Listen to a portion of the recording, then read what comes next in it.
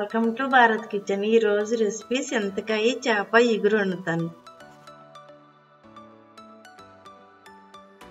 మనం చింతకాయతో చేపల కూర చేసుకుందాం. ఇప్పుడు చేపలు ముందుగా నాట్లు పెట్టుకున్నాను నేను.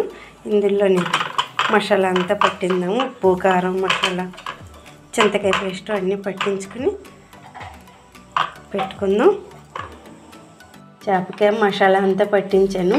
ఇప్పుడు ఈ మసాలా స్టవ్ మీద దాకా పెట్టుకున్నాను. ఆయిల్ వేసుకున్నాను, మసాలా వేసేసుకున్నాను.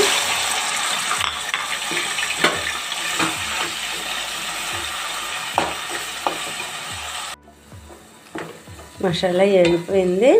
చింతకాయ పేస్ట్ కూడా కలిపేసేసాను. ఇప్పుడు మనం చేపలను వేసుకుందాం. చేపకు ముందు మసాలా, చింతకాయ పేస్టు కొంచెం పట్టిస్తే ఆ నాటుల్లో చాలా టేస్ట్గా ఉంటుంది. ఒకసారి ప్లేట్ మూతేసుకుందాం.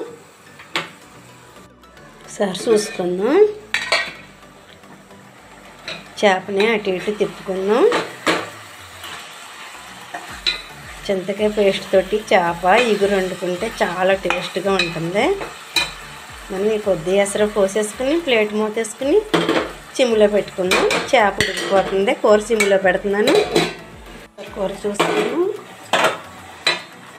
కొంచెం ఎసరు పోసుకున్నాం. ఇంకా కొంచెం ఎసరు వచ్చింది. ఒక్కసారి ఉడికితే సరిపోతుంది కూర.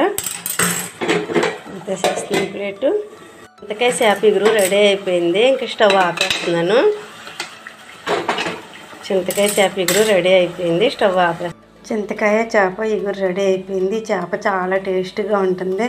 దీనికి కొద్ది ఎసరు సరిపోతుంది. చాలా బాగా ఉడుకుతుంది చేప.